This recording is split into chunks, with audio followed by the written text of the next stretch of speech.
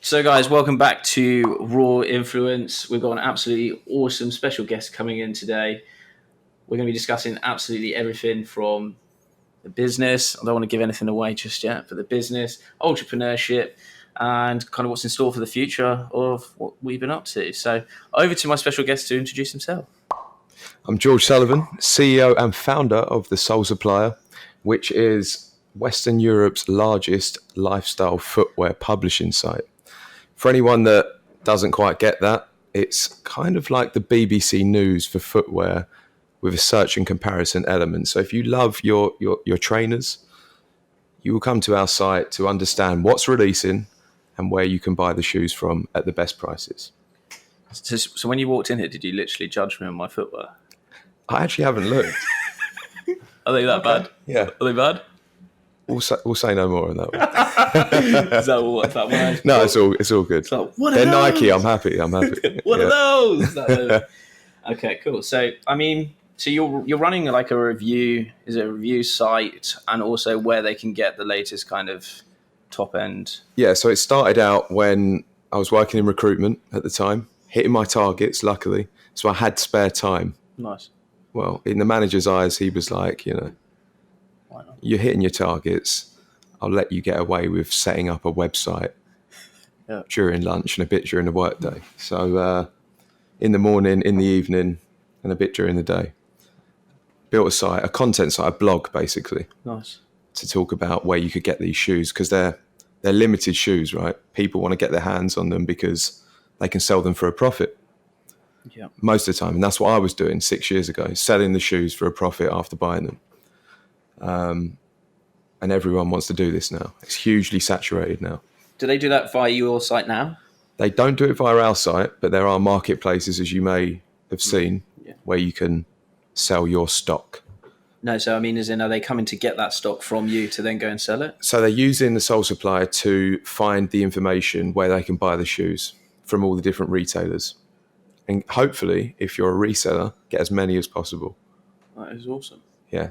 And so that all just started from you finding limited kind of edition trainers? Yeah, so I was always a trainer fan. I was always buying a new pair each week, sort of spending my commissions that I was earning in recruitment to try and stunt, so to speak, each week. So I thought that was what it was about at the time, right? I had to have a new pair of trainers, right? And I started realizing that I could make money from the shoes as well. So I'd always try and get 2 or 3 pairs. After a while, it turned out that I was hunting so hard for this information that I realized the gap in the market, which was other people were doing this. I'm meeting loads of people each week. They need the info. I need the info. Let's start a UK site that covers that information. And what has that turned into from that? Yeah, so it's gone from... I left recruitment after about a year, went full-time. My parents were absolutely worried. They were like, you cannot leave your full-time 9 to 5. Please don't. Yeah, I've been there. And I know you like your cars, right? I just bought a car, just bought an Audi A5. It wasn't a brand new one, but I'd still had the finance agreement at the time. And I just bought it. And then I said, I'm leaving work, Mum. She was like, no, you've just bought a car. You can't possibly. Yeah, you go. And then it went from working in my parents' bedroom at home. Now we're 5 years. It's our 5th anniversary just gone. Now we've got 17 staff. It had year-on-year growth of close to 100% each year over the past 5 years. And I actually was surprised when I saw that the other day. I was like looking at the numbers, right? And I was like, wow, this is actually what it is on paper. And that really surprised me. And you're probably like, you're a trader. You're like, well, you don't know your numbers? No. We did something similar at Salmon Co. We did something like 100. Then we did, I think it was an annoying number. It's a good number. It was like 300 or 400%. So then trying to then get the 100% the next year after doing 300 or 400, you're like, oh no, I think we got like 80 or something. And that's when we started. You're like, no, we failed. Yeah. We stopped hitting triple. Close the business. Yeah, go home. Buy suits of Roman armor and let's go march up a mountain. That's noticed that on your social actually. You did Ben Nevis recently. Yes. Yeah, I'm a bit of a when it comes to try to stay a little bit away. Yeah, outside of work, challenges. I like sort of like physical challenges. So I did 3 peaks, Amazing. 24 hours. You climb Ben Nevis, Scaffold Pike, and Snowdon. And then 2 weeks later, just gone weekend ago, I did Man versus Mountain, which is 22 miles run up Snowdon and down, and then 3 swims at the end, which is just, That is it was the hardest thing I've ever done. But, you know, I'd love to do an Ironman. That's on the hit list. That is awesome. But yeah, it takes you out of your comfort zone, and it does something for you when you're having a problem at work. Puts it in perspective. You're like, what about the time when I was absolutely broken and I couldn't walk and I was like mentally defeated on that run? You're like, oh, I'm worrying about this finance problem today. You're like, this is nothing. Yeah, it's going to be nothing in comparison to what we do. Helps. It's interesting because, like I say, if you just over your left shoulder, there is literally a suit of Roman armour. That's one of the guys here is ex-forces. We started our own charity, Overwatch charity. Basically, just want to start making a bit of a small difference without having any admin fees. So we're all volunteers, and all the money's just going into getting rid of single-use plastics, conservations, things like that. And so on Saturday, next Saturday, we're climbing up Ben Nevis. Nice. And so I think there's about 13 or 14 of us all going up Nevis. I saw on your Instagram, I was like, nice, he's already done that. I was like, that's nice. We're going to do. What, so the whole team? Not the whole team, no. There's a small portion of us, but some of them were like, no, I can't. Yeah, some have got family, kids, they can't come away. That's not an excuse.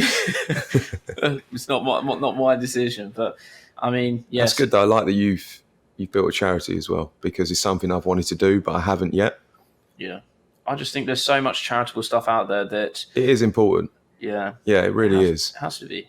You have to make a difference. And talking about someone that's not on the podcast that is coming on, I think in the next couple of weeks in similar industries, same product, is lady started a charity called Sal's Shoes, and she basically she couldn't find a place at a charity. So she was like, where do these trainers end up? And no charity could tell her where they ended up. So she set up her own charity, whereas the pair of trainers that were worn would then go to a child in need that doesn't have trainers. And to this date, she's got like 1.5 million people that didn't have shoes. And that's it's a niche, isn't it, in the charity industry? It's like, this is what we do. It's like all about shoes. Yeah. And giving them a new home. I didn't realise how many people in the UK, I was reading over the bio, I didn't realise how many people in the UK children didn't have shoes or trainers. Yeah, it's a completely fair thought, isn't it? Like you don't think that walking along the street that there's kids in the UK that don't have trainers. Yeah, you're just immediately thinking, they might not have food or money, but it's actually, do they have a pair of shoes on their feet that keep their feet warm? Yeah. That is crazy. And I think to be fair, the charity for us started where we kind of thought, well, there must be something more than what we can do. We spend all our time. How long have you been in business now? We started in 2012. We really kicked up from 2015. So the last 4 years have been major years for us. And it's start of this year, we need to start doing something rather than just sitting here trading. We need to be out there doing something, making a difference, keeping us grounded. And agreed. That's exactly it. It's like that sort of spiritual side of life when you're so driven on money and business and what can we do and then it brings you, it grounds you. You have to. And that's when you were saying, like, going through the mental struggles. I think it must be 2 years ago now, I swam the Solent, so I swam from Isle of Wight to Portsmouth. How many is that? A few miles? I think it's supposed to be about 3 miles, but on my swim it was mental because heavy. Well, how far was yours on the mountain? There must have been. The swims were nothing, man. It was like across a small lake, another lake. Okay, yeah. Probably like a few 100 meters each. I hate it. The Solent, like you were saying, was where you was absolutely broken. It was my first major open water swim. You don't naturally go and do open water swims in the sea if you're not next to the seaside. I'm in Watford. So I'm not like everyone out there that does this naturally. Yeah. Well, you know what I mean. Like, if you're at seaside, you're like, I'll go for a swim. Yeah. You're not going to go to the sea. If you lived on the seaside, you're not, I'll go to the pool. I went to Camber Sands on Sunday with the missus. Yeah. Got scared. Got in the sea. I was like, no, this is too cold.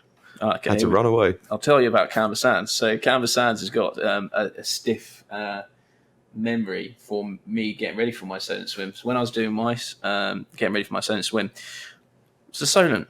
It's a small narrow passage, nothing to worry about. Just one of the biggest shipping lanes that there is. So that's your main issue. But the weekend before, when I was supposed to do the swim, there was 2 deaths in Camber Sands due to jellyfish in Camber Sands. Oh, really?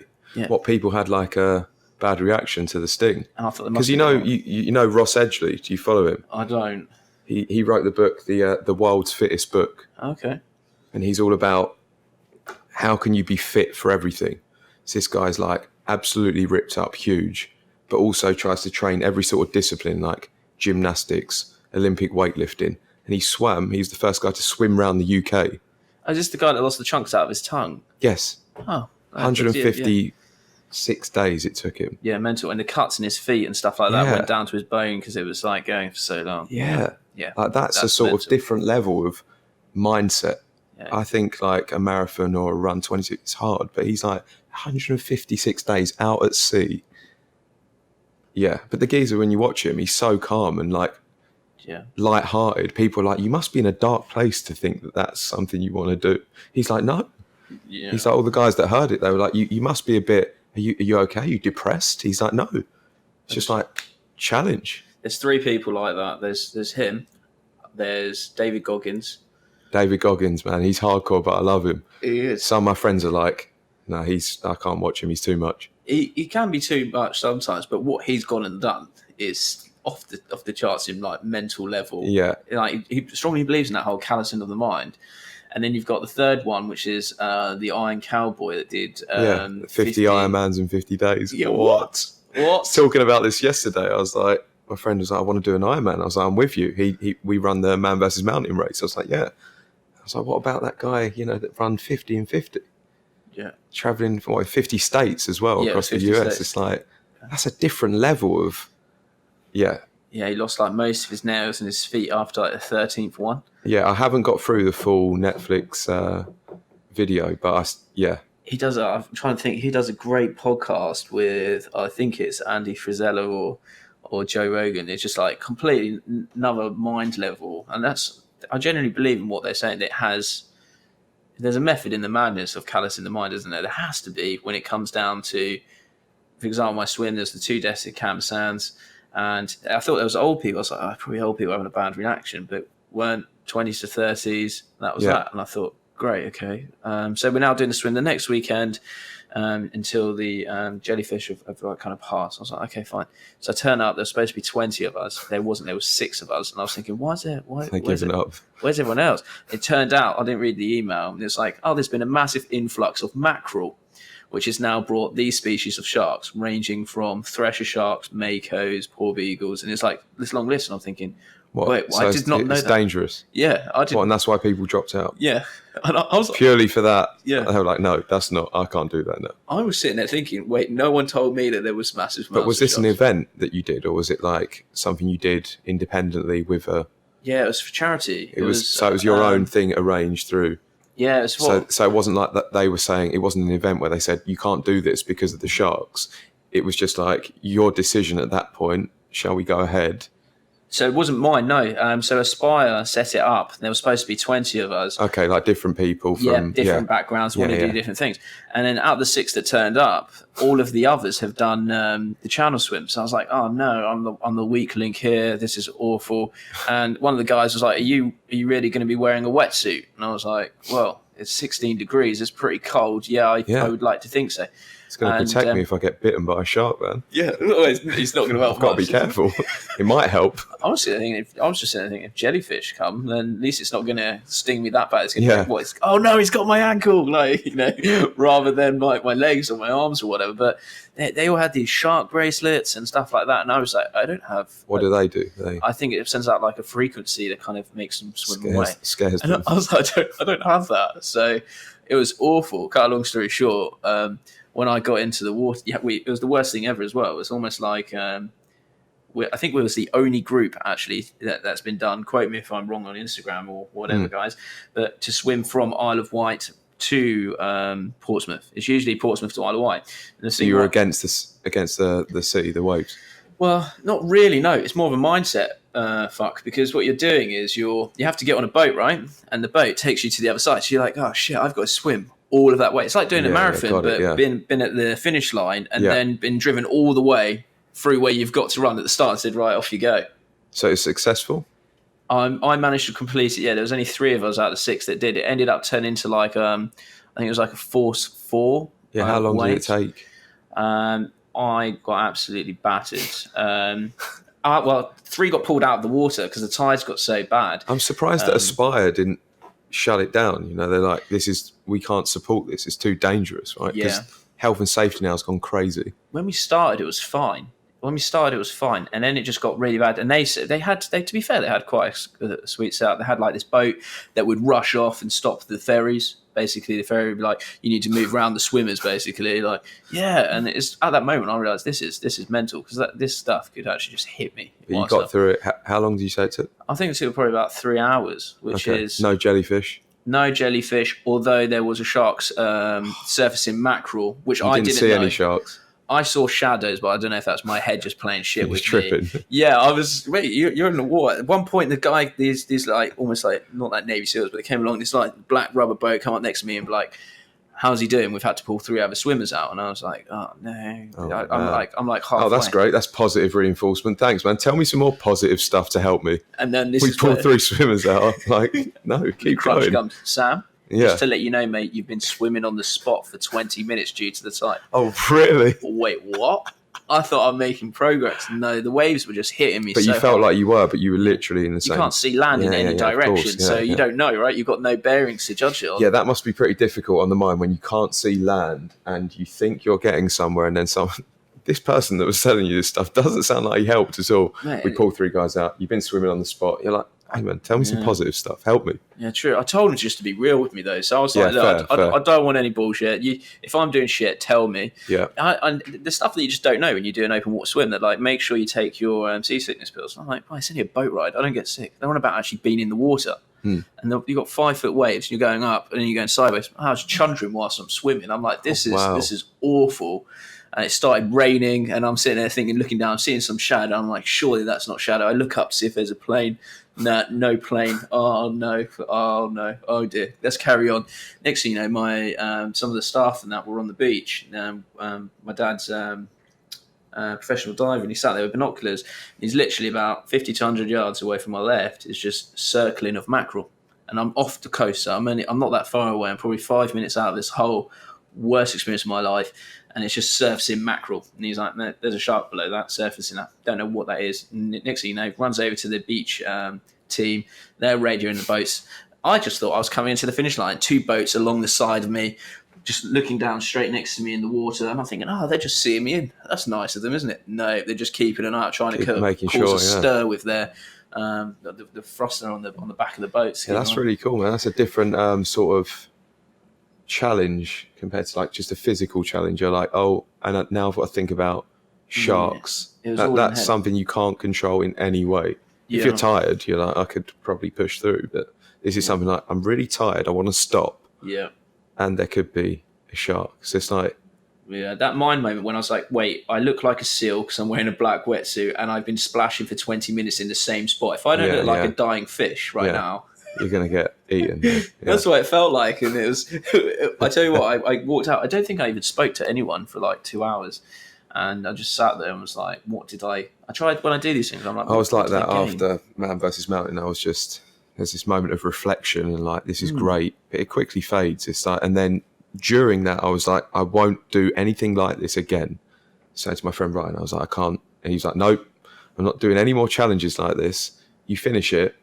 A couple of days later, you're like, what can I do next? Yeah. And we start talking about the Ironman. It's like you constantly, it's the same with work, right? I want to progress. You get to a point where you think, okay, I'll be happy at that point. That's the target. Yeah. You get there, whether it's revenue or whether it's something you want to create, or even like a staff number. I want to get this many staff. That's just a vanity thing, right? I need this many staff. Yeah. You get there and all of a sudden you're like, okay, I've got 20 staff.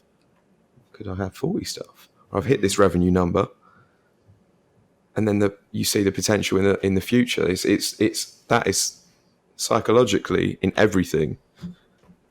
Yes, and that's the issue. That's the thing with this swim. When I did it, I usually get that feeling of that was awesome. I've learned this. I've achieved that. I've overcome that. But at the end of this, I just thought the one thing that I've left from this is one. I was purely exhausted because I was swimming basically on the spot. And where it's supposed to be like this, you come into a peak. For those that can't see me, I'm trying to draw a curved line here. It just went exponential, and I was getting pulled away from the point on Portsmouth. So I had further to swim into the tide to come back. And when I got out, I just sat there and I was like, I've just got a mad appreciation for Mother Nature right now.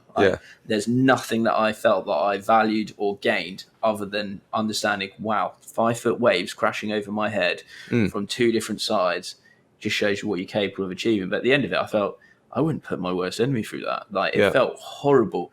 And the people that failed, it kind of, it messed with my head a bit because I was planning on doing the channel swim. However, the 3 people that got pulled out completed the channel swim. So I was kind of like... the channel swim's harder? Well, further, much more. I think it's like 20. Well, I think it's not in a marathon. I'm pretty sure it's like 20 odd miles or something like that. The swim is. I mean, I haven't done any swimming challenges, but Let's have a look. It's really, it's a different level. What you're contending with there, it's not natural to be in the water.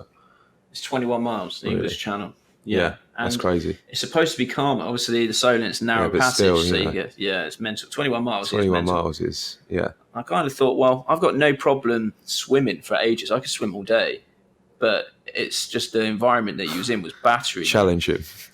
Challenge it. Sam said it. He can swim all day. 24 hours. Yeah. I'm getting. It's like some of those challenges, right? You have like the Tough Mudder, and you have the Tough Mudder 24 hour. Where it's like, how many laps can you do of the course in 24 hours? Like, when does it stop? 24 hours. You're sleep deprived, and you're just running the same course. That's the whole David Goggins thing, isn't it? There's that race. I can't remember what it's called, but you basically have to run as far as you can in a certain period of time. Okay. And there's a leaderboard. There's a few like it, right? And you're just like, it's never ending. But it messes with your head. There's ones like that where you run around a 400 meter track. There's a 24-hour race, or there's a few. You run around a 400 meter track in like an athletics park for 24 hours, and they, like you said, there's a board. It's like, this guy's done 1,000 laps. Like, how does that? It's all sorts of different mental challenges, right? Yeah. That's just like, this is so boring. Yeah, it is. Yeah, but it's good to put yourself through it.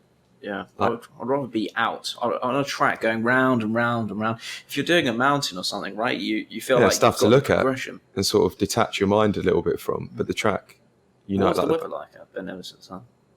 The weather was perfect, man. It was the best weather that Snowdon had all year. The guy that we were with, he's like, you've had the best day this year, hottest, clearest. And he was like, this is so lucky. Wow. No rain at all. It was like, it was good. Was that at Nevis or Snowdon? At Snowdon. Nevis was a little bit cloudy, but still warm. It was nice, yeah. What? We were expecting But it was because you're doing it in 24 hours, you're travelling on a coach. Yeah. And you can't sleep on the coach, man. Like, the coach is so uncomfortable. And then you've got like 20 other dudes on the coach. It's all taking their shoes off, their boots, and like, it just stinks so bad. Oh. So, you sort of wake up and then you're like, get woken up by the smell. You're like, what happens if they don't get down in time? I couldn't imagine. They actually, if you're not ascending quick enough, they take you down before you reach the summit. So there's people in the group or some of the slower groups that wouldn't summit, and they just take them down. They're like, you're not on time. Because you don't stop. Like, this is like a power walk. Yeah. You have a quick bit of water at halfway. You just power walk to the top. So it's like non-stop, start to finish. Because that's the goal with these lots. So basically, he's got to do the Roman suit on every single one. So it's really? It looks horrible. It looks like it's going to chafe in absolutely everything. There you go. There's Jigs. He's just pretty heavy as well. He's a big fella as well. But you say he was from the military, right? Yeah. Does that help you? Do you look for guys like that for trading? I think because they have this level of less emotion, and a more sort of regimented, calculated mind. 100%. Is that the theory? It is, yeah. Yeah. I think there was a study done on it. Are they good traders? Like, is that? Yeah. They're probability-wise, they're Yeah, I think it depends how far gone they are in the military. I don't mean that in a bad way. Isn't like There's absolute nutter that comes in. It's like exactly he's not that just start stripping and throwing his stuff everywhere. You can get guys that have PTSD and all of that side of things. And if that's the case, then no. Which I think is probably a fair comment on anything, really, if you've gone through that kind of stress. Yeah. I think if they come out on their the transition, the whole thing, I've got a lot of family in the military. The transition going from military to civil life, like civvy is what they call it. That transition is super hard. So going out of something where he, for example, was in the military, was in Afghan. I think he was out there for 3 years in total. And you think going from that environment to then going to a desk job is completely different. Yeah, it needs to be exciting, right, for someone like that, I guess, to sort of... Yeah, there's got to be peaks and troughs to someone's job like that. It can't just be normal 9 to 5. I can understand why someone like that would want to get into trading. If your mindset is 100% on point, that's the biggest factor in trading. Yeah. It's mindset. If your mindset, the thing is when you get attached to greed and fear, they play a massive. Yeah, but that's natural in human nature, right? So you have to be aware of that constantly. My other probably misconception about trading is that younger guys are too eager and inexperienced they need time to grow as a person. You could have a younger guy that's like got a lot of life experience, quite streetwise, and actually he understands himself to be able to trade well. Yeah. But my idea is that you get like a 28-year-old guy that's gone through a lot, and he knows himself well.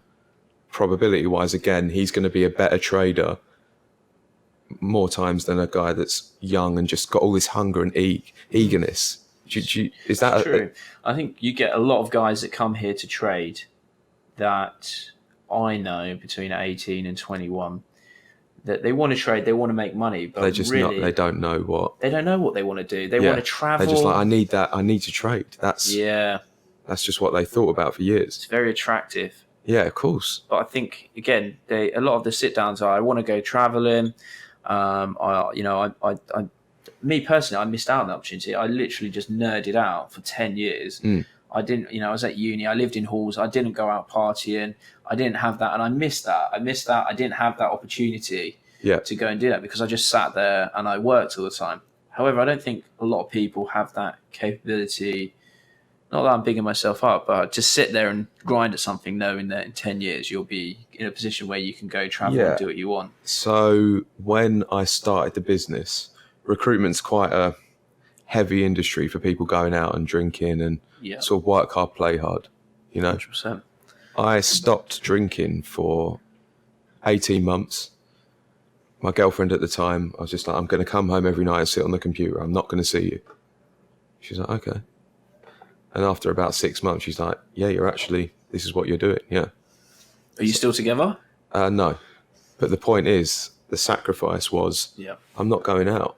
I mean, I lost some of the friends I've reconnected with in recent years, but that was a sacrifice. It was like, I hadn't started the business for 6 months whilst I was sober. Then I got the idea about month 6 of no drinking, no going out. It's like, yes, this is it. So then that powered me through for another year of sacrifice again. But that was so powerful in where we got to so quickly. And it just set us off in the right way. It was an obsession. It still is.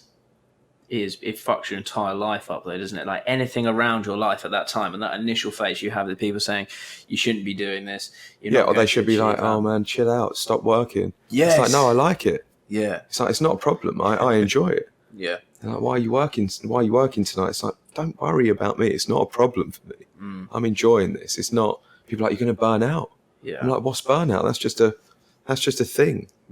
It's your mindset, right? Yeah. 100%. People get more pressure at work and then they're like, they get more perceived pressure. They're like, oh, it's so stressful right now. I'm like, that's because you just are perceiving it to be more stressful. There's only so much you can do in a day. Yeah. Always. Yeah. And people seem to just pile it on mentally and they lack the awareness to realise no matter what is going on, I've only got so much time in the day. You can only focus on one thing at a time, realistically. Yeah. People miss that all the time. I think there's so much clutter out there now that takes your direction and takes your focus. You know, for example, back when you know, Back in the day. I say back in the day, been 28, but like Are you 28 as well? I'm 28. Yeah. Nice. Also, quick one. Is that a real Alec Monopoly? This one here, the Trump. No, it's not. No, Nice. no. It's I a rate good him. one. He's a good artist. He's fucking epic, man. Yeah, He's so cool. good. Yeah, he's a role model. Someone that I followed for a long time. Yeah. He His Instagram is the most obnoxious, arrogant Instagram, but great. I love it. yeah, he He's like, I'm with this girl on my private jet with my painting that I'm delivering. I'm like, yes, Alec. he's the guy.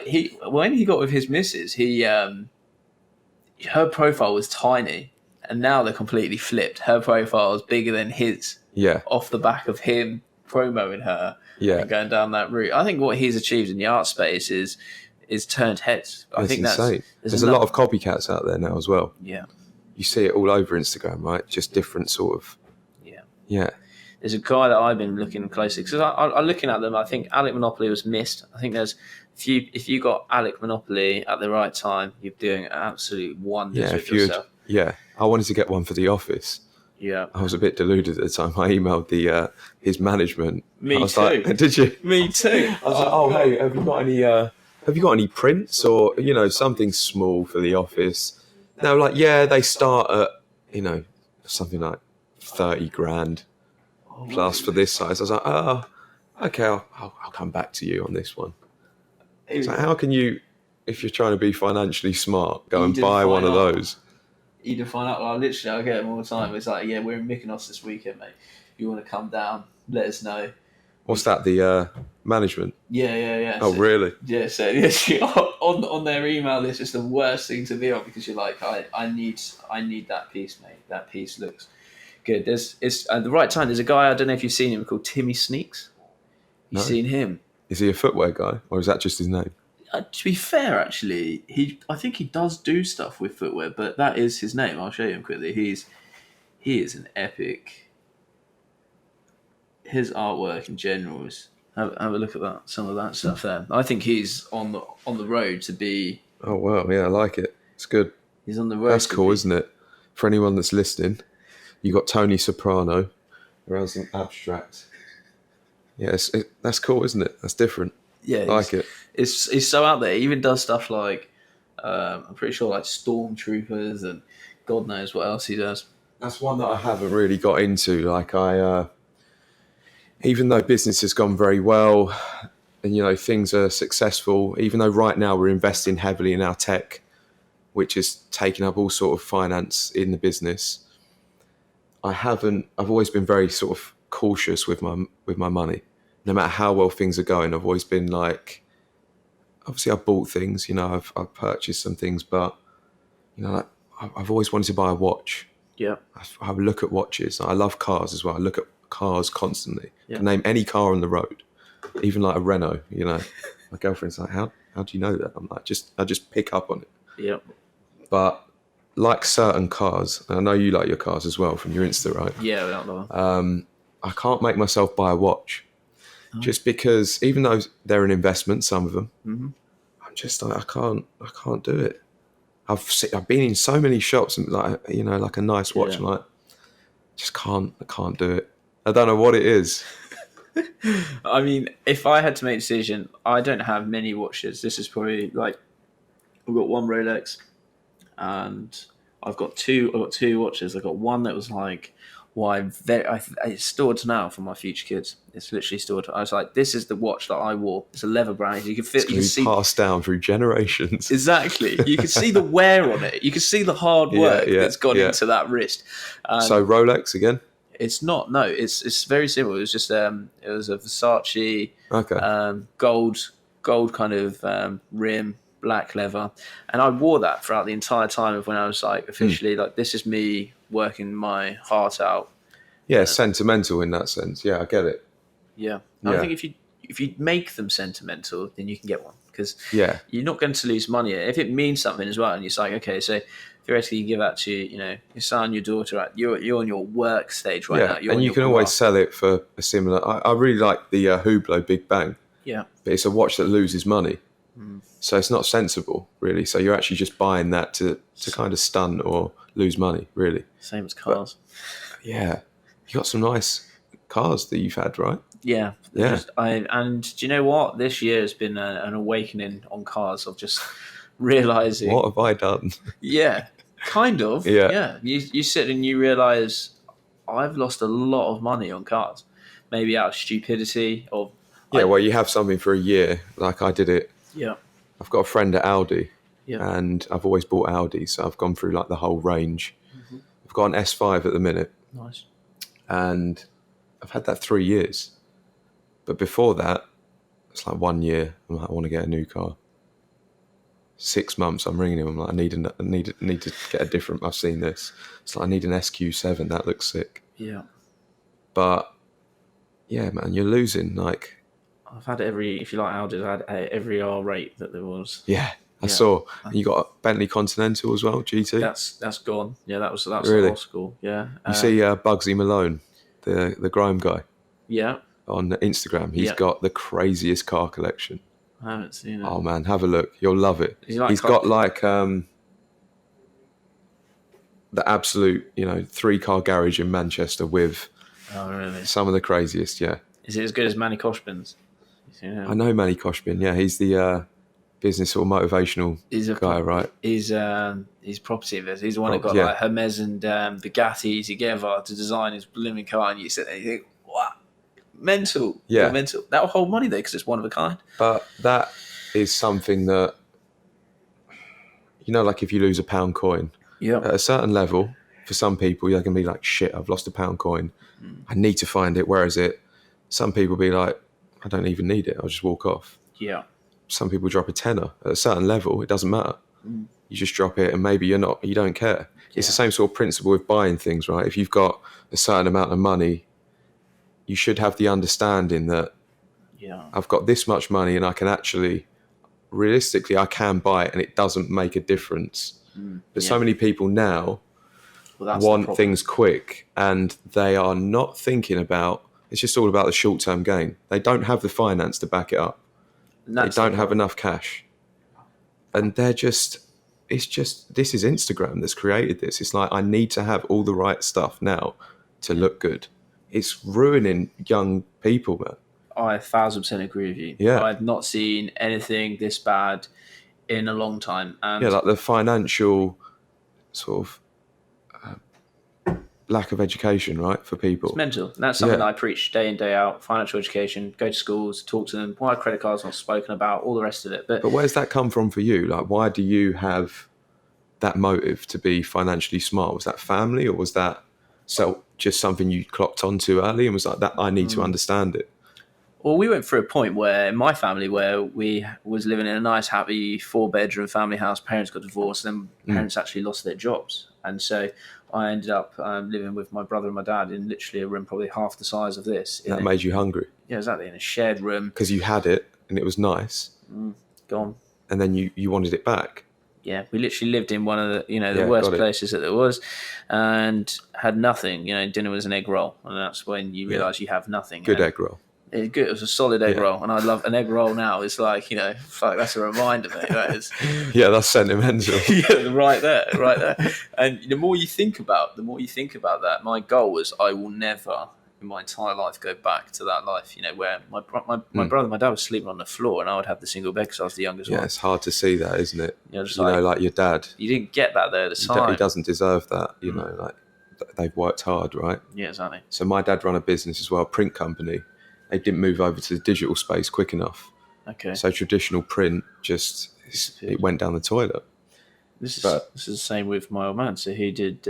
He was a cartographer, which is where you draw draw atlases by hand. Yeah, got it. Yeah. And so he didn't. It just went digital, right? Yeah, he didn't go over to doing an electronic digital course of how to draw maps like that. And TomTom came in and all the rest of it. Philip Atlas, if you've ever seen it in the petrol station, he did the whole thing himself by hand.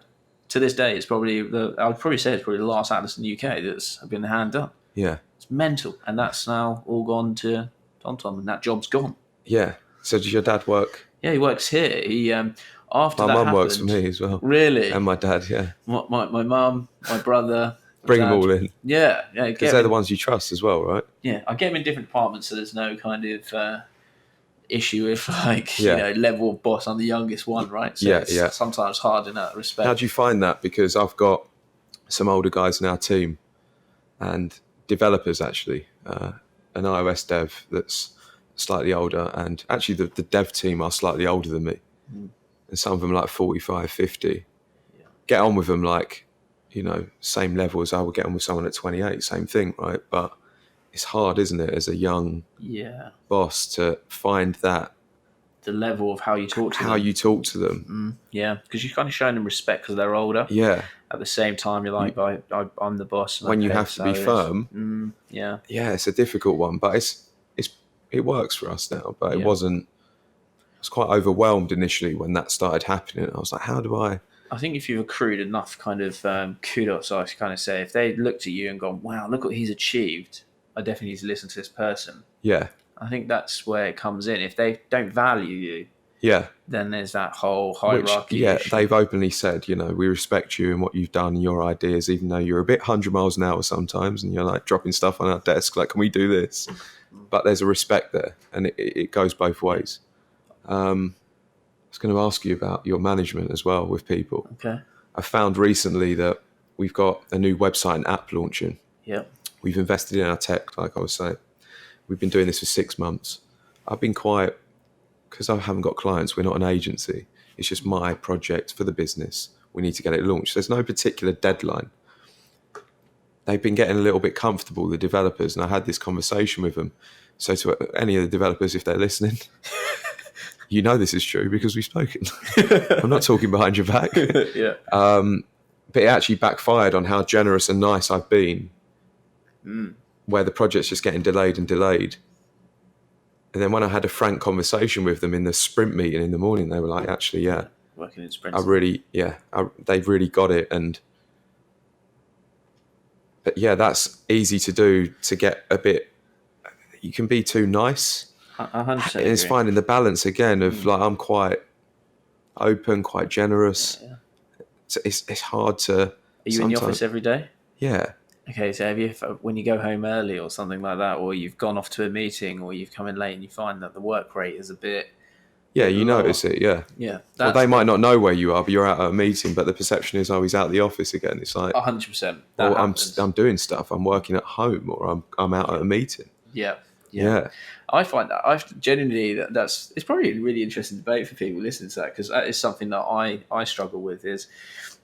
That's why a lot of our stuff is, for example, it's all data driven. So you can see, for example, if someone's not done enough work, because you can. I was going to ask you what sort of KPIs, how are you monitoring things? So you got performance KPIs, and we can see those reports daily, weekly, monthly, and they know that as well, right? So that's 100%. There's no escaping it. Yeah, we have 3 new staff that passed probation. Nice. And what's that? 3 months? Pardon? Probation, 3 months? Yeah, 3 months, yeah. Nice. So all of a sudden on the first week after probation, day 1, day 2, day 3, productivity all-time low. Oh, really? Yeah, comfort. It's quite annoying, isn't it? It's like comfort. It's really obvious as well. You're like... They know who they are. They know I've just done you a favour. You passed your probation. Yeah. It's not even a favour. You've done well. Yeah. Why would you do that? Yeah, it's the comfort. And then we have to, you then have to sit down and go over that and understand that and say that, I'm not here to sit on top of you and go down there. It's a very interesting dynamic because... But they're directly... Sorry, go on. Yeah, no, it's fine. I was just saying that when you... I think I would say it's a global challenge, that, because it's trying to find that level. There is no level. It just takes time, right? How friendly are you? Yeah. It just takes experience, like years doing it. Yeah. Before you understand through experience and doing it many times, this is what I need to do in this situation. Yeah. I've been here before. Yeah. It's a tough one. Because you want people to, enjoy work as much as you do. Yeah. That's been very important for me. I'm a bit obsessive with like staff being happy. And that shoots me in the foot sometimes, because if I compared it to other companies, I'm really over the top with it. Like, they've got it great, realistically. My perception is always like, I'm not doing enough for them. It's like Gary Vee. He will say, your staff you should be investing in your staff. You're responsible for them. They're not responsible for you. They are. The point is, you're responsible for them and their happiness. He's very much big on, you should be constantly asking them what motivates you, what's going to make you happy. And you should be delivering on that to your staff. Yeah, 100%. Yeah. That is something that we've been ramping that up a lot. I think for me, my head, it's stuck in, for example, 2015, where there was only 6 or 8 of us. Then all of a sudden... How many guys you got here now? And girls? We're pushing nearly 70. Yeah, I spoke to Dow. He said, and some of them, like, they're out of the office, but they're still... Yeah, still working remotely. And then that's KPIs as well, of trying to maintain those. And that is the overall challenge, but that's where work is going. People want flexibility 100%. now, and it's all coming KPI driven, not you'll sit there from 9 till 5 until you bleed, It's not like that. If you it's can like, what are your targets? Are you hitting them? Good. Do your work where you want. Yeah. Go to Spain and have a beer and do your work. No, don't do that. The mentality is the hard part to capture, because when you're sat there, if for my sake, I would say, even when 20, okay, let's go to that number 20. We're sat at 20. People will still come to you when they have an issue. People would still come and approach you and say, I'm not too sure to do that. Okay, when you approach you directly, is that? Yeah. And then when you get bigger than that, 50, they're still coming to you, but you've got your senior team. But they won't talk. They don't want to pipe up as much. Because there's this air of he's the boss and we're just a number in 50. Okay, yeah, exactly. And this whole mentality, is very different on the approach. Even office splits, being this side, some that side. Just about to ask you that, man. We're on the same page. I was going to say, do you sit on out on the desk? Yeah, I sit out there with the team. Yeah. Same. Yeah. I also have a private office that I work in sometimes if I need to get my head down. Peace and quiet. Yeah. Yeah, but the point is, like, be part of it. Yeah. But then I have this whole paranoia again about people's screens and the way they're facing. I'm like, that senior guy there, his screen's facing into the middle of the office. And I'm like, well, that's going to be good because he's going to feel like I need to work. I'm like, what if he wants to go on something that, like, why am I even thinking that? He should just be working. Yeah. I'm like, why am I considering that? It doesn't matter about his screen. Yeah. Or does it? These sort of questions. Why does that guy want to be in the far corner when no one can see his screen? There's a guy that did that. We moved into our new office now. Had it all refurbished, this great space, like creative space, studios downstairs. Anyway, we've got 16 desks. Yeah. At the time, I was like, this is going to be, to my creative director, Dan, I was like, we're going to fill this office out, 16 desks. There's only like 4 of us. And the guy, me and Dan and this other guy sat next to each other. He sat on the other side of the room in the farthest corner. We was like, man, why? Yeah. He's like, I just feel comfortable here. So every desk is the same. They're all exactly the same. The screens and the laptops, everything's the same. Yeah. But he fought the battle of, I just feel comfortable here. It's like that. That's my brother in the far left corner. Yeah. In this one, he's ex-armed response unit in the police forces. Right. Anti-terrorism unit. Wow. And he's got some stories. Yeah, mental stories.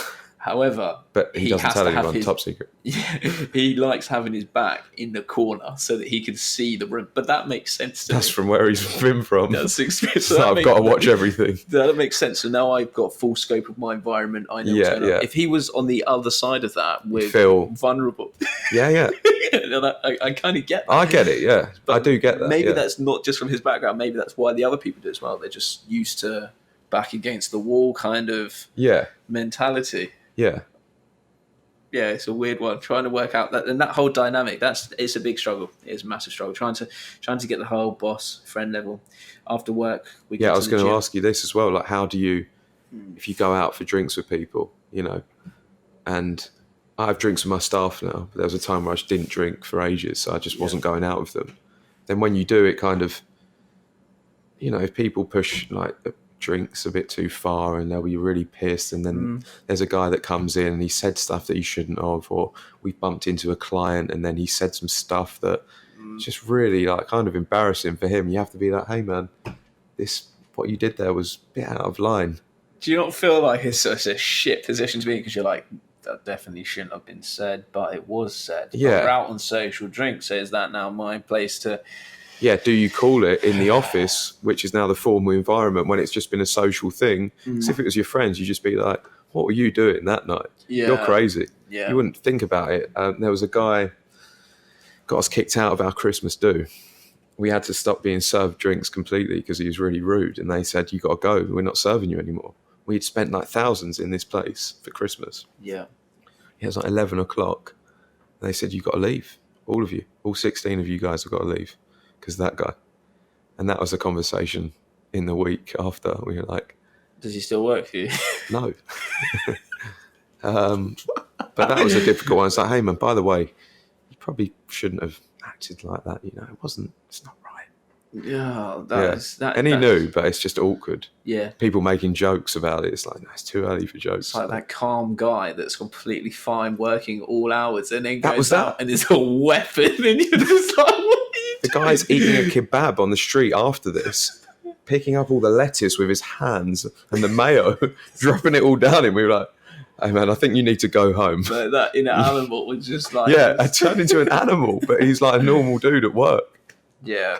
That is those are the stuff that's really like I gym with the guys here, so we kind of encourage the whole go to the gym, It's important, yeah. work out. But again, that whole bracket of going to the gym with guys, and we just try not to discuss work because otherwise then it looks Take like yourself out of it. favoritism and stuff like that of who you're Okay, working yeah. out with, and It's hard not to though sometimes, isn't it? Yeah. I get it. Yeah, it's important. So it's like no work discussion. We end up generally talking about the charitable side because we try to get as many people in the company involved with the charitable side, so that usually takes focus away from the work discussions and things like that. Because I just when you're out of work, we're out. That's it. Let's try to move away from that. But I get what you're saying. It's so hard to kind of switch off and be like, dude, you're acting like a dick right now. What's most important for you if you're hiring? Is it experience and skill, or is it culture and company fit?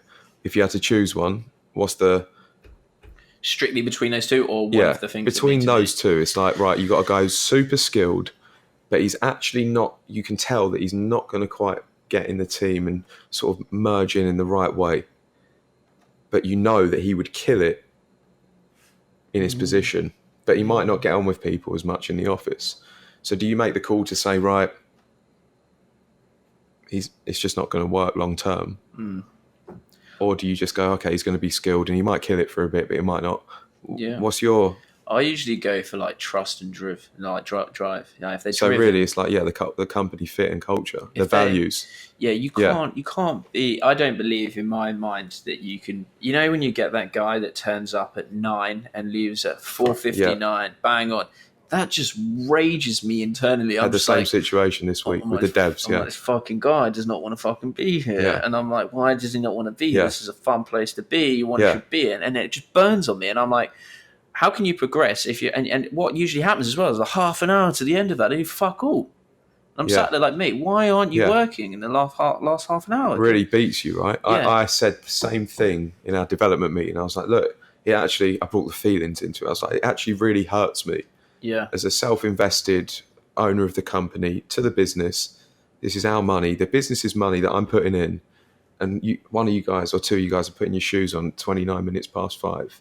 It's like, do you know how that makes me feel? I was like, it actually hurts me. I've given you respect, and that's not giving me respect back. Yeah. Some of them are like, get that. Pull the feelings in. Removed it from just business and getting angry. That sort of, when you bring it to a human level. We don't really have that now. So we don't really have that. It kind of just naturally fell off. It's more... What, people leaving bang on? Yeah. You've got to build it in, right? Yeah, I think it's more... I just tried to explain it as in, like, if you're leaving bang on, then you're not, you're not... Your intention is what you... Yeah. You're not into your work as much as you want to be. I want to help that guy that's giving 150%, that's going all in and being like, what next? What can I do next? Do you need any help with this? What's next? As in, like, wait, wow, this guy's on my case all the time with stuff to do. I don't even have enough of this guy. Right? Okay, what else can I give him? And then before you know it, what's that guy doing? He's just earning trust. Whether it's from the very first thing of, maybe it's a cup of tea to start because you're like, I don't even know who this guy is. And he gets your brew. Is there anything else that you need? Can you just pick up this report or whatever? And how easy is that relationship at that point? It's so good, isn't it, when you have that? Yeah. It's just, this is flawless. It's easy. and then the trust just grows, Yeah. grows, and grows. And they're the people that I want to work with. I want to work with someone that's trustworthy within the company. That's So it's values for you. It's it's they the wanna same be for me. there. Yeah. If they want to be there in the long run, then I'll make sure that I'll do as much as I can for them. And that's how I see it. And the people that we have right now, and I think it's taken probably up until I would say March of this year to really get the core group that I'm like, right, we're going to put you now through these qualifications. I want to now get you trained up in these areas, and start really investing that interest into those individuals to grow the company. Yeah. Or multiple companies when we're coming into an enterprise kind of phase of what we're looking to do. And like So are your guys incentivized by, say, a share option or share scheme, or purely like bonus and KPI driven? So bonus and KPI driven. However, there is a longer term goal to go public. Yeah. Okay. Nice. So that's something that we are have been looking at. It's pretty big on the cards. Yeah. Nice. That's the kind of safe exit, I would say, for most businesses, where you still own majority, you get a good cash out from going on to the exchange. Again, rewarding staff along the journey of being involved in that. We try to go out. If they know that the sort of intention is to capitalize the market, or the market in our case, the footwear market, dominate the retail space. Yeah. And they can sort of see where it's going. They need to understand that they're going to be part of the exit plan, for instance. Yeah. Because otherwise they're just going to be like, I better get a new job in a year, because he might sell the company in 3 or 5 years. Yeah. Yeah, there has to be some sort of progression route visible. Yeah, they need short-term benefit from like a KPI and bonus scheme, and a long-term benefit with a share scheme, a share incentive scheme. Yeah. Again, it's me being way too caught up in, are these guys happy? Yeah. Because when you've got a good team, like you said, it's like you've built your core group. Once you've got it, you're like, I need to keep this. Yeah. This is working like an absolute machine that's powerful. Yeah. You want to hold on to it, right? Yeah. Yeah. It's about it, and it's about making sure, when you have someone that you trust, you go so much further for that person. Yeah. You're like, right, what can we do now to grow that area? Or, what extra stuff can you do to get more involved in the business? And I really I like that side of things. So it's, the day when people are coming in and they're bored of work is the day where I'm like, yeah, you can tell it's just, they're not giving you that inspiration, or there's just not the same buzz. Yeah, I think it could be contagious as well, Oh, it can, yeah. So what I was about to ask you was, what about guys that you don't want to talk to? Say in the kitchen, you're getting a tea, not you don't want to talk to, but it's like a naturally harder conversation. It's like, oh, what did you do at the weekend? And like, oh, this. I hate small talk. It's like you have to create small talk because the conversation doesn't flow. So you find yourself like, and then it's contagious again, because other people are sort of, that's when you start to, there's politics. Good, you? Yeah, good. Yeah, good, you? Yeah, all right? Yeah, good, yeah. Yeah, no, I'm going to fucking do something I don't want to do. Yeah. Wait, what? I was just, you never get anything past that, do you? So, yeah, good. And then it becomes harder the next time, because you're like, it's going to be the same again. Good, you? Good? Yeah, cool. See you later. Yeah. Do you want to eat lunch now? I'm gone. Yeah, I've got a packed lunch. Sorry, my desk got wet too. Yeah, got something to do always. I don't really have those. With the people in daily, I don't have those. Say if we have, for example, we do training where they can like transition into roles. Okay. So when you have people that are training, they depending on how into it they are, they've gone and watched your life pretty much. So they've gone and watched you on.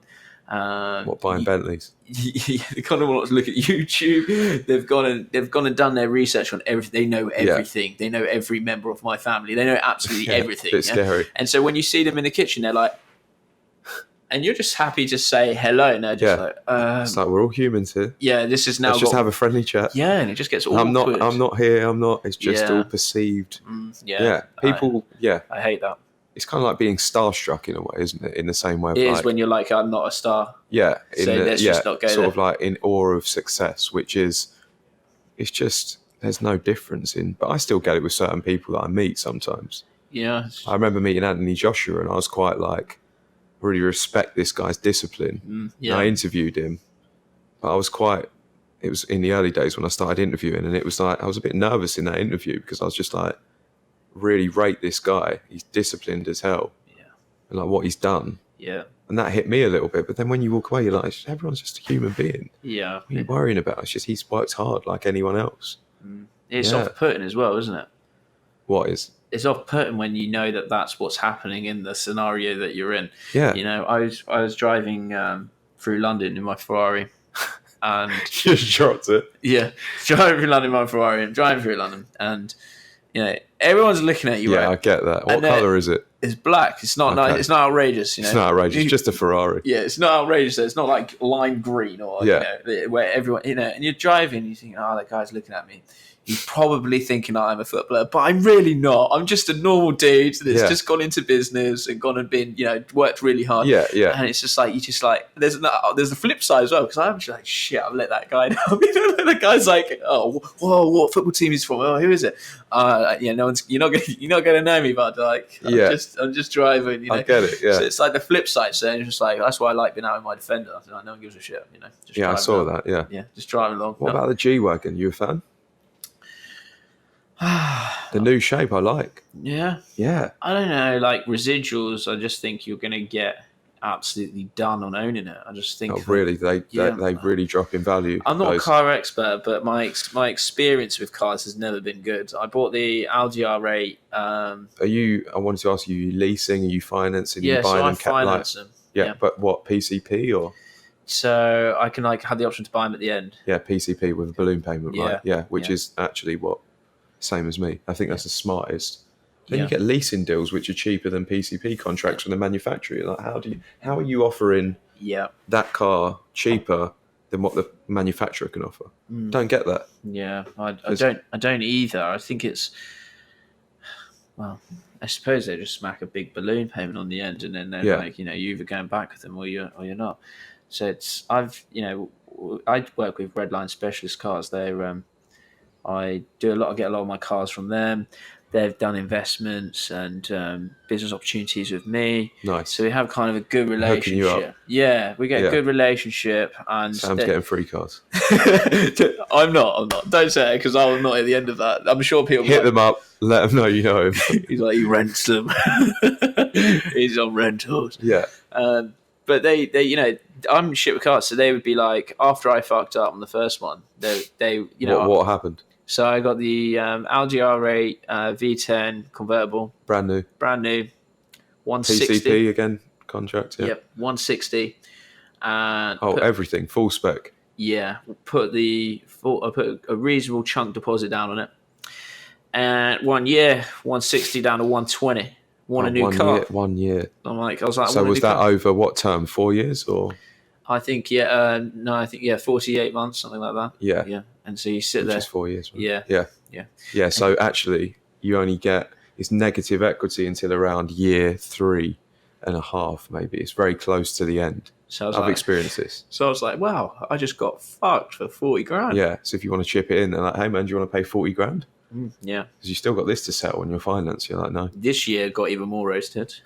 Yeah. still not learning. No, and this is what I have learned. This is the thing. So this is afterwards. I was like, no, this money can go to charity. This can go so much more than a car. So Yeah, this is it. Rolls Good, Royce yeah. Wraith and Ferrari 488. They're the two cars I've got. Yeah. And 60k down on the cars Yeah. at the moment. But isn't it funny that you can be so smart with what you're doing with your investments, or your trading, but when it comes to Something that, that you're you just don't know. completely flippant. You're treating it like Yeah.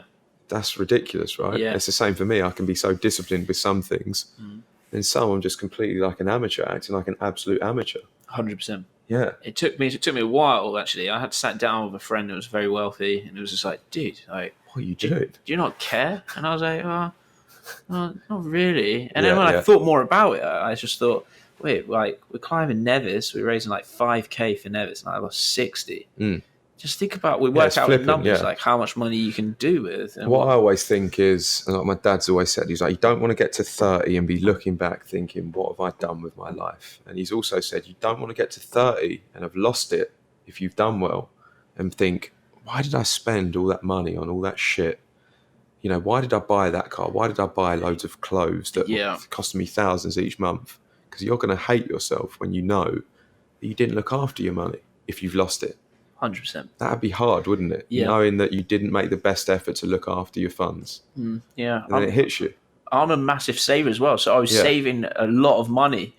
And then I was like, wait, the small things now make a big difference. If you start, you start cutting out small things, even in the firm, actually, even the company, you use some sort of email software that costs like, I don't know, 300 or 400 quid a month. And you're like, oh, we haven't used that for months. Yeah. Oh, Why we are just we save still paying? 5K a year. Yeah, done What? the same. Yeah. Yeah. You start going through those optimization stages, and it's just like, it was recent when I was going through the charity phase, like, man, I may as well just start on myself. Let's just go through everything that I'm spending. Personal audit. Yeah, there you go. Exactly. I still haven't done that for my personal bank, but I have actually kind of like got a list of direct debits that are coming out and sort of organise things. But you need to look at it. You need to like value that and go, what stage am I at, and is this viable for what I'm doing? Like, do I need these cars? Do I need these 2 cars? No. Do I enjoy them? Yeah. Or how much am I spending on food? Like, I like to eat food and go out. It's like when you look back, it's like I've spent all this money on restaurants this month. It's like, it's so flippant. Why have I? Just because I'm lazy sometimes and I can't be bothered to cook, or just like, let's just go out. Trying to justify that as well is mental. Like, going out for dinner, racking up a bill, £500-600, and you sit there and you think, but then again, you do it like 3 or 4 times. And you start, it's a rinse, man. Things are so expensive now, generally, right? Like, if you're earning, say, like 24K, in like a social media manager role, just things are expensive. Nando's is expensive. Nando's for 2 can be like £50. It's like, it's meant to be Nando's. This is meant to be a quick chicken wrap. It's like the cinema. Yeah. Have you seen those VIP tickets or whatever? You end up. Yeah, I went to see It in the gallery. It Chapter 2. Yeah, it was. What does that set you back? £20 a ticket, and then you end in like 70 quid with your ice cream and obviously 3 scoops of Ben and Jerry's. Yeah. They got rid of Chunky Monkey, which I wasn't happy about. So, mate, where's the Chunky Monkey? I come here to the cinema today for that. Yeah. So now it's gone. Discontinued, boss. So no. Have you seen the IMAX in Watford now? Yeah, so this was IMAX in Greenwich. Oh, it's mental. They're huge now, aren't they? You go and you're like, wait, whoa. Or you get like the, like the 280 screen. Have you been in that? Where it's like the screen's on the side. Yeah, it kind of curves round. Yeah, so like for Bohemian Rhapsody, where it's like he's on stage and then all of a sudden it goes around. And then you get like the 4D experience where you're in the seat and you get smells and water and the seat rocks. So the future is like 280 screen with 3D and all the 4D experience, right? So cinema tickets or one. You come out tripping. Like. Yeah. It's like, hey man, here's the 4D, 280, 3D experience. You want some of that? I'm like, yes, sign me up. Call it 7D, mate. 7D, yeah. Like when you think about that, but where's that going though? This is what I'm saying. I think you had it. 7D is like they will rebrand it. It's like this is everything in one. That is where it's going, realistically. Yeah. You'd have the 3D glasses with the 4D stuff moving around you and then the 280-degree screens. It'd be crazy. Yeah. So sick. Or like 360, like screens all over the roof. Yeah. That sort of shit. It'd be fucking cool. Yeah, so you feel like you're in it. You're in a little bubble of... 7D, though, cost. It's going to go up, isn't it? Yeah. So what does that guy in 24K a year do? Yeah, this is the sort of thing I'm saying, right? It's just... There's a lot to think when that starts to bother me, because you sit there and you start thinking, okay, we're going borderline. It has to happen. I've been preaching about it now for a while. We see it in the markets. There's going to have to be a collapse at some point because... Yeah, what do you think about like property has been on the biggest for the longest time in however many years, and there hasn't been a crash, right? Yeah. It's the same. It's coming up with the markets now. The stock market. It usually happens every 7 to 8 years. Yeah. We're now past 10. But the point is, when it does crash, and if you have investments, hold until it goes back up. So I think we'd get more savvy. I think the recovery would be quicker. I think people are seeing it already. And again, something that I preach about quite a lot is the amount of availability to borrow and, on loans is sky high. Consumer credit debt of the amount of people that spend on their credit cards is outstripping wage growth. Okay. So which is just so wrong if you think about it. So people are spending, and I think it's in the UK now, 1 in 5 pay their mortgage on a credit card. Oh, it's crazy, yeah. So when I hear some friends or someone like mum's family or friend, or I'm like, what, you've got that credit card debt? It's like, I don't have a credit limit that high. Why have you got that? Why have you spent all of that? Yeah. Yeah, and you don't really see how bad it is as well, and it's becoming worse and worse and worse. And I have an inkling that when Brexit happens and it goes ahead, that's what will be. It won't be Brexit that pushes us over. It'll be the credit consumer debt and the realization of what's actually going on around us that causes this whole, market collapse. And I think it will be contagion. I think it will be a big recession. Again, it's natural though to have that. Every you need a reset every now and then. Yeah, that's what's happened over the past 100 years, right? Yeah, and with that that's the trend. Comes opportunity. Yeah. So when the market's low, you can get things that are cheaper if you have the Ridiculous. cash. Yeah, exactly. And hold on to your stocks that you have if you know they're still a good company, right? Yeah, I mean, like I said, previous crash, there was absolutely awesome opportunities. Like Lloyd's Bank went down to like 20 odd pence. Yeah. Skyrocketed to 80. Yeah, and if you know the company's got value, then now's the time. I mean, back then we was weighing up, is Lloyd's TSB going anywhere? Now it would be a bit different because there's challenger banks. I wouldn't invest in the banks, man. Yeah. Me personally. Because I don't have faith in the establishment. Yeah. It's the principle of, is it Warren Buffett with his value investing principle of like, Yeah. one of the rules is if you consume the products of that company Yeah. and your peer circle does, that's sort of one of the rules, right? Yeah. Is it built on value? Is there value in the company? And is it something that people are using and consuming? Yeah. For me, the banks, I'm like, stay well clear. If I didn't have to have my money in the bank, I wouldn't. I don't have faith in it. Yeah. Back then, 2009, 2010, I was like, there is value here. Yeah. Now I'm concerned that when this crash happens and people go, is this the time that I should start moving my money to challenger banks such as Monzo, Revolut, yeah. There's loads of them. Starling. See different ads on the tube. Tide. Yeah. You can open a business account now with Tide in like 3 minutes on your phone. Yeah. It's crazy. It really is. And so now you start thinking, okay, now these weren't here before. They do so much more than what Lloyd's and they're supposed to do. In fact, I'm a massive pro. I'm a private equity holder of Monzo. Okay, yeah. So I bought into their crowdfunding raise of Monzo. Has it gone up? So it's private. It's not on the markets yet, although it got revalued, and I think we're up 40% or something along those lines. Yeah. And it's I got around in the second round. I'm pretty sure it's due to be a good kind of 500% return on your money with Monzo. Yeah. And I've got a Monzo account. I don't doubt that I like either. it. It's a great app as well. It's so helpful. Savings on it is awesome. Like the mainstream banks are archaic, man, compared to some of these new ones, right? The way they function. Oh no, it's saying lost connection to server, attempting to reconnect. We're probably at the end of our... We're done. We are. We're at 1 hour and 11 minutes. This is great. It's been a good one. Yeah, we're going to probably have to go for round 2 another time. Yeah, 100, man. We could talk for hours. Yeah. So it's like a Joe Rogan style, 3 hours in. Let's go. There's a podcast marathon, 24 hours. Here we go. It's been absolutely epic. Yeah. So if they want to find out more information about what you're doing, what you're up to, where can I go find that info? Hit thesoulsupplier.co.uk. We're about to relaunch the site, and we are going to become the ultimate tool that you need to use before you buy your footwear. The only place, the Soul Supplier. The Soul Supplier. The name says it. It says it. Awesome stuff. I honestly really appreciate it. Thank you so much for coming on. And guys, I'm sure we'll be able to get you back again and sit down. And we can talk about absolutely everything from David Goggins, motivation, Ben Nevis, swimming, and everything else from the economy, and absolutely God knows what. But it's been a really interesting episode. Thank you so much for coming on. Appreciate it. And guys, I'll catch you all in the next Raw Influence podcast. Again, big shout out to Blue Mics, our sponsor for our podcast setup. Thank you so much, and we'll see you in the next episode.